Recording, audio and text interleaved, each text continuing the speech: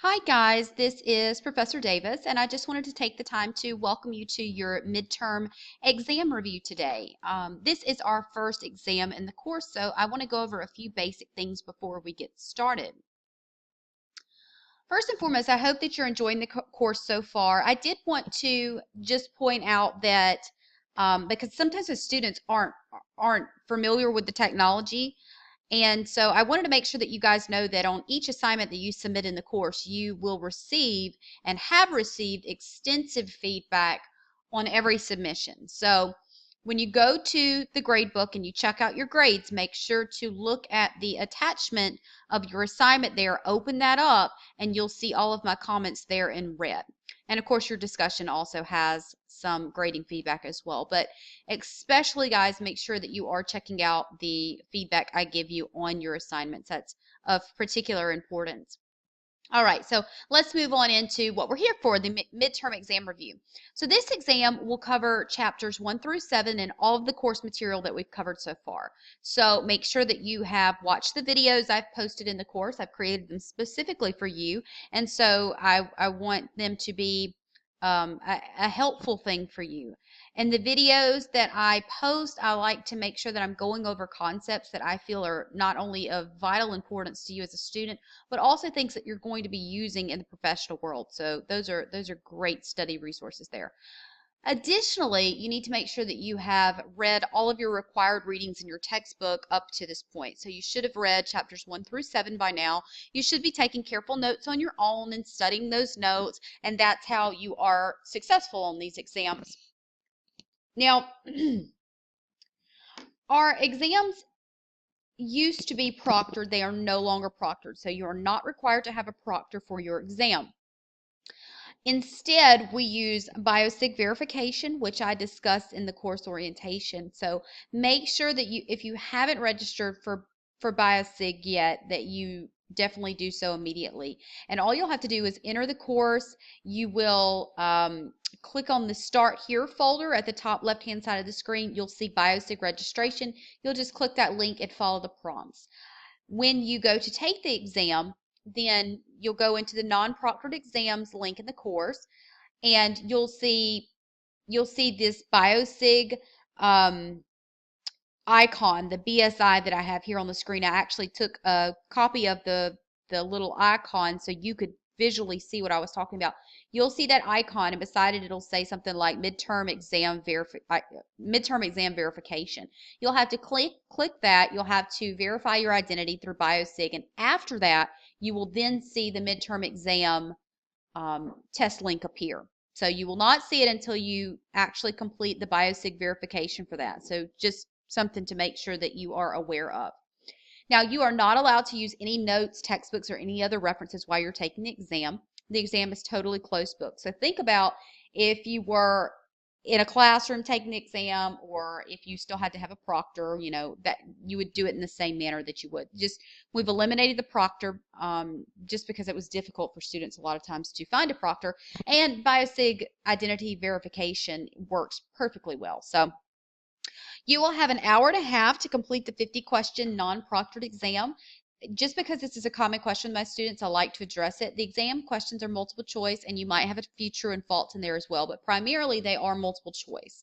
So make sure to check out syllabus page 2 in the course for the exam time frame. You'll see on there when the exam closes and when the exam opens. It's very important that you guys take the exam in that given time frame, because once the exam closes, it will not be reopened. There is no extension on the exams. They are open for about 7 to 8 days, and then they close, and that's it.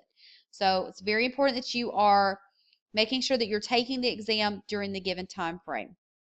Okay, another important thing that I want to point out here, and this is per the department, not just for this course, and it's something that I have to stress for you guys in this meeting, because it could drastically affect your grade. Make sure that you're taking the exam in a secure location and on a secure computer, because I cannot, per the department, I am not allowed to reset the midterm or final exam for any reason. And that reason could be your internet glitched and went out, or your computer decided to restart. So things even that are outside of your control, I'm still not allowed to reset an exam. It's just it literally is something that I'm not allowed to do. So if you come to me and you say, "Hey, Professor Davis, I had an issue, my computer shut down or froze up." Guys, I'm just not allowed to reset exams. If I could, I would. I definitely would. I mean, but it's just not something I'm allowed to do. So, with that in mind, make sure that you are taking it on a secure internet connection and on a secure computer, and that way you'll have no issues at all. Okay, so from here, I just want to go over, this is how we do the exam reviews in this course. I'm going to go over just a few sample questions that you might see on the exam. I'm going to read off the entire question. I'm going to give you a few minutes to think about your answer choice, and then I'll tell you the correct answer.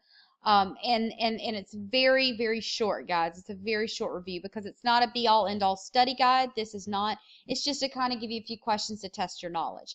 At the end of this, though, I am going to go over a study guide that I created for you guys.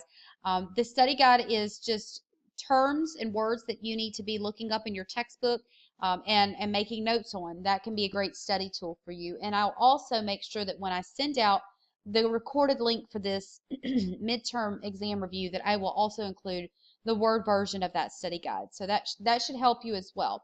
But the best thing you can do is make sure that you've kept up with all your readings, that you're studying the notes that you've taken along so far in the course, and that's going to really prepare you. And of course, also looking over that study guide that I'm going to send to you, and just really preparing your notes along those terms as well. All right, so let's start with the first question. The first question is, egotism is an example of blank that interferes with effective communication. Well, the correct answer here would be physical noise, encoding, a channel, psychological noise. Egotism is an example of. The correct answer here would be psychological noise. So psychological noise such as anger, egotism, as we're talking about here, prejudice, or even fear can prevent you from understanding the message. Okay. Next question. Channels of communication are defined as gestures, digitalized messages, methods used to deliver a message, or significant gaps in understanding. And the correct answer here would be C, methods used to deliver a message. So channels of communication are defined as methods used to deliver a message. So a method a sender uses to deliver a message is going to be called, obviously a channel. And I'd like you to check that out in your textbook as well, because I think that's going to help you on a few things. Okay. The ADA guarantees that people with disabilities are given preference in being hired, don't have to function in mainstream culture, get to be interviewed first for jobs and have longer interviews, or receive reasonable accommodations in employment. And the correct answer here is going to be D, receives reasonable accommodations in employment. So the ADA, which is the American Disabilities Act, guarantees that people who have disabilities receive reasonable accommodations in employment. Next question. Members of a collectivist culture such as China will typically try hard to achieve personal success, believe that the welfare of an organization they belong to is as important as their own welfare, place their own interests ahead of community interests, or strive to become an organizational star. Correct here for collectivist culture such as China would be B. They believe that the welfare of an organization they belong to is as important as their own welfare. Next question.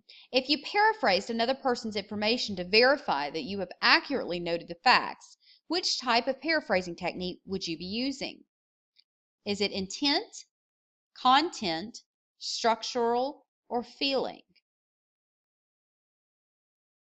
And the correct answer here is going to be B. It's going to be content. So you'd be using content paraphrasing technique.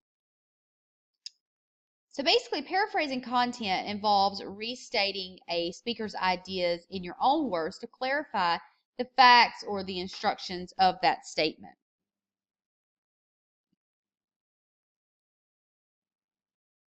Okay, sorry guys, I had just kind of a moment there where I had to take a very important phone call and make sure that I wasn't messing you guys up. So, all right, so I've got it silenced. I didn't want you to have to hear that in the background, and we will continue on. So like I was saying, if you paraphrase another person's information to verify that you've accurately noted the facts, you are using the content technique there. So, all right, next question. Which of the following is not suggested by the text as a technique for effective listening?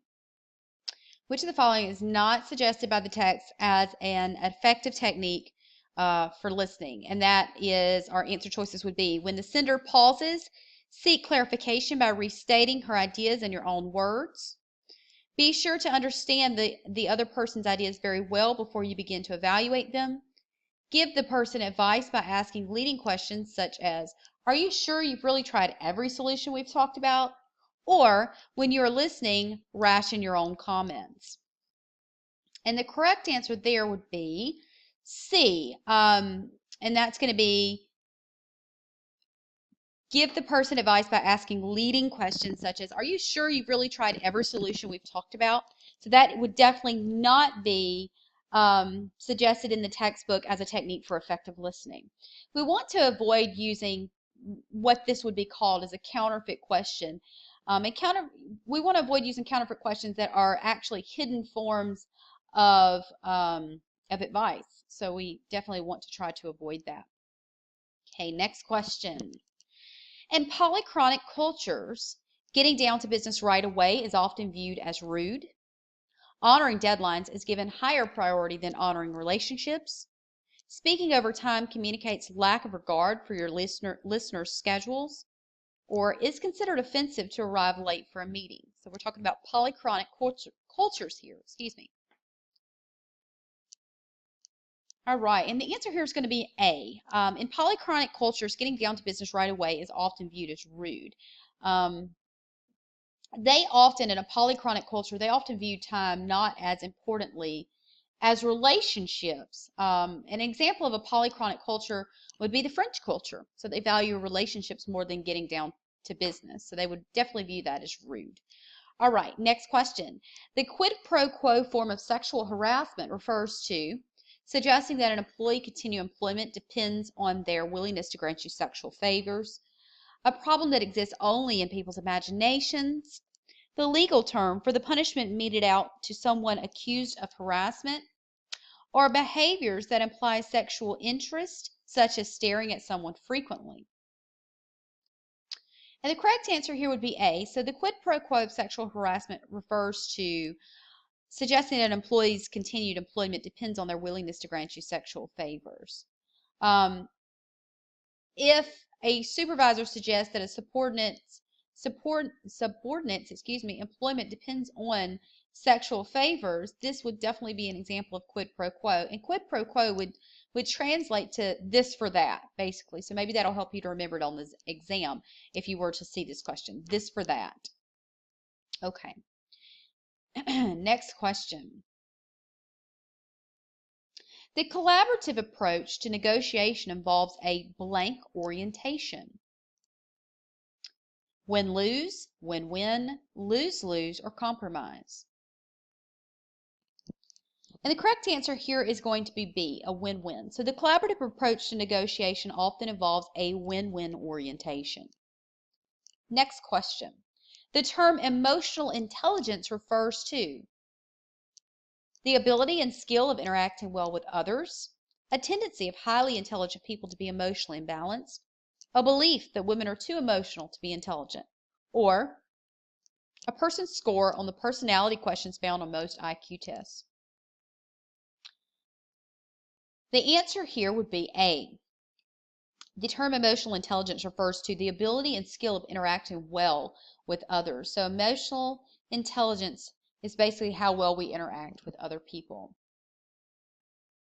And it goes a little bit further into that too. I don't want to just stop it there, but emotional intelligence means how in touch you are with other person as far as perceiving their feelings and things like that. So there's a lot more to it than that. But that's the basic gist here. Okay, moving on though. Next question. In most cases, the interviewer should not control the direction of the conversation, let the interviewee continue to talk about one question for a long time if this slights other significant question areas, should not allot pre-planned blocks of time to each agenda item, or should not use probes. And the answer here would be B. In most cases, the interviewer should not let the interviewee continue to talk about one question for a long time if this slights other significant question areas. So it's the responsibility of the interviewer to keep the discussion on track. Just something to keep in mind there. Next question. In which of the situations below would you choose an open question? You want to evaluate the interviewee's communication skills. Time is short. You need to compare the results of many interviews in a standardized format, or you, the interviewer, are not highly skilled at interviewing. So the correct answer here would be A. In a situation in which you really want to evaluate the interviewee's communication skills, let's say that you're interviewing for a sales position or perhaps customer service oriented, you're going to want to really look at that person's communication skills. And in that, you're going to want an open question. So with an open question, we might ask something along the lines of, so tell me a little bit of, can you tell me a little bit about your interview, excuse me. So can you tell me a little bit about your work experience? That's an open question and allows you for the person not only to tell you about their work experience, but also for you to really look at and evaluate that person's communication skills. All right, next question. A BFOQ is a polite form sent to job candidates to let them know they were not selected for the job, a type of resume that's scanned by computers, a type of performance appraisal that focuses on behavior, fundamentals, occupational requirements, and quotas, or a type of question that is legally permissible in a job interview because it focuses on job-related factors. So a BFOQ. A BFOQ is D, a type of question that's legally permissible in a job interview because it focuses on job-related factors. Quite literally, this means a BFOQ stands for a bona fide occupational qualification. And again, though, it's a type of question that is definitely legally permissible in a job interview because it focuses on job-related factors. An example of this might be, can you lift 50 pounds on a daily basis if, let's say, you're working in a warehouse? So that is a bona fide occupational qualification. And it's very much a legally permissible question to ask. Okay, next question. The performance appraisal interview can serve a valuable function for most organizations. According to the text, which of the following is not a recommended function of performance appraisal interviews? Providing employees with information about their status in the organization, giving the manager's opinion of employees' shortcomings, assisting the organization in developing employee skills, or helping the organization to counsel its employees. And the correct answer here is going to be B, giving the manager's opinion of employees' shortcomings. That is not a recommended function of performance appraisal interviews. Critique that is given in a performance appraisal should consist of facts relevant to the job, not people's opinions about things. Okay, so those were a few sample questions from chapters 1 through 7 in your textbook to help you just kind of gauge where you stand on the material so far. But again, that's not a be-all end-all study guide. Obviously, there's only a few questions there and you have 50 questions on this exam. So what I do recommend is that you go through this study guide. And I know the writing here is very small on the page and I try to make it as big as possible for you. But I am also going to be sending this out in your course emails. So check it out there. Really go over this list. Again, you know, it's not, it gives you everything that you should know the basics. So start from here, really dig into the material. Okay. You should be reading or you should be up to speed in your chapter reading so far. You should have read chapters 1 through 7. You should go over the notes you've taken in the course. Make sure to, check out the videos I've posted, all that good stuff, and then you'll be best prepared for the exam. So I do want to kind of just read these off for a minute, but your exam, you're going to want to, for the study guide at least I have on here, you're going to want to look at feedback. positive feedback, negative feedback, the various types of feedback, just anything to do with this kind of stuff. Okay, so feedback, characteristics of email, informal and formal communications, the types and the functions of informal and formal communication, elements and roles in the communication process. So you're going to want to look at all kinds of things, including even like the sender receiver, all the different roles and so forth. What is the communication process comprised of? Cultural context, horizontal and vertical communication, upward communication, types of noise, principles of communication, the two levels of messages exchanged during the communication process, networking, channels of communication, ways of gaining recognition in the workplace, obviously. Guidelines for using cell phones, culture. You're going to want to look at the different things we talk about it in terms of culture, understanding and learning about an organization's culture, high contacts and low contacts cultures, the American Disabilities Act, cultural dimensions, communication in international business and diverse workforces. So how do they communicate differently? For instance, if I'm in Japan and someone hands me a business card, what am I supposed to do? Am I just supposed to take it and put it in my pocket? No, we know better than that through our readings. We know that we're supposed to take the business card, look at it, give them a nod, and that's how you accept a business card in Japan. You're also going to want to look at collectivist and individualist cultures, repercussions of not understanding unspoken rules in an organization, time orientation and eye contact in cultures. How do they differ? You know, what cultures want what specific things in those terms. So you're going to want to look at things such as even monochronic cultures and polychronic cultures and so forth. Business guidelines for interacting with individuals who have disabilities. For example, one that pops on the top of my head is if you are interacting with an individual who is in a wheelchair, should you stand normally and speak to them, or would it be better to crouch down a bit and get eye to eye level with them and talk to them in that manner? And in that situation, the latter would be the best thing to do. You're going to want to look at what are counterfeit questions. Paraphrasing in all different forms. You're going to want to look at that. Listening, specifically with listening, look at how it's defined, styles, barriers to listening, mindful listening, spare time and speech rates, thought rates. So what is meant by spare time? If you have spare time, what is the speech rate and the thought rates that are going on at that time? Techniques of effective listening, active listening, and the results of good listening. You're going to want to look at the percentage of time executives spend daily listening. It's a very specific question there. The platinum rule, gender differences in listening. So more feminine styles and more masculine styles. Guidelines for expressing messages clearly. Let's see here. We've got jargon and slang on there. Biased language, paralanguage, and I actually just mentioned this one, but feminine and masculine communication styles, triangle of meaning, politeness rules for sharing cubicles, ambiguity, distance zones. So we talked about distance zones as well. Powerful speech, sexual harassment, which we just went over a question on that one. Abstraction in speech, characteristics of nonverbal communication, I language versus you language. Types of negotiation, approaches to conflict, types of communication, climates, effective critiques of performance and how to accept critique feedback, constructive criticism, emotional intelligence. We actually just went over that as well. Percentage of time interviewees should speak during an interview. Interview structures and types of questions, special characteristics of interviews, roles and responsibilities of the interviewer and also the interviewee, actually. Phases of interviews, so the beginning and so forth. Lawful versus unlawful interview questions. Initial interview impressions.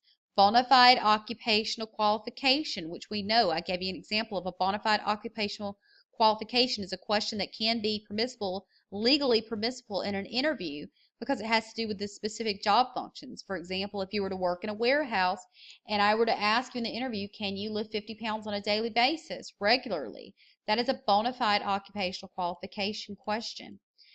Needed information in a cover letter. We've went over that definitely. The PAR method in interviews. So I know that's a lot of stuff, but the way that the exams are set up, and this is done through our department, so it's not not how I format the test specifically, but our exams are randomized questions.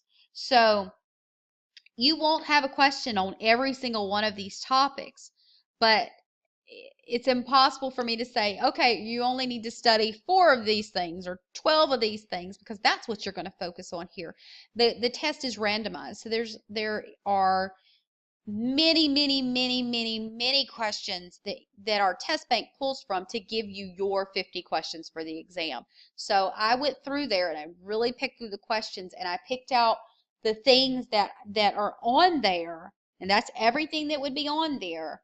But the question is going to change per each student, and it's impossible for me to say what your questions will be. So it's best if you just take this study guide and pick through it, go through your textbook, go through your notes, write out the information, and study. Okay, so otherwise, that's it, guys. I hope you enjoyed the midterm exam review. I hope that you find the information really helpful. Like I said at the beginning of the meeting, just to kind of backtrack a little bit here, don't forget that the exam covers chapters 1 through 7, and all course materials is completely closed book. You will have an hour and a half to complete the 50-question non-proctored exam. Exam questions are mostly multiple choice, maybe 1 or 2 true and false, not a lot of those. You will have to complete the biosig verification before you can access the midterm exam link. And you must complete the exam during the given time frame listed on the syllabus page 2 of the course. And don't forget that you need to take this in a secure location on a secure computer, secure internet connection, because if anything happens during the exam, I cannot reset the exam for any reason. So otherwise, you guys don't forget to check out the grading comments that I'm leaving you in the grade book. And especially when it comes to your cover letters and your resumes and your reference pages and all that good stuff that you turned into me, because those are things that you are going to be using in the real world. So otherwise, if you have any questions, feel free to let me know, and have a great week. Thank you.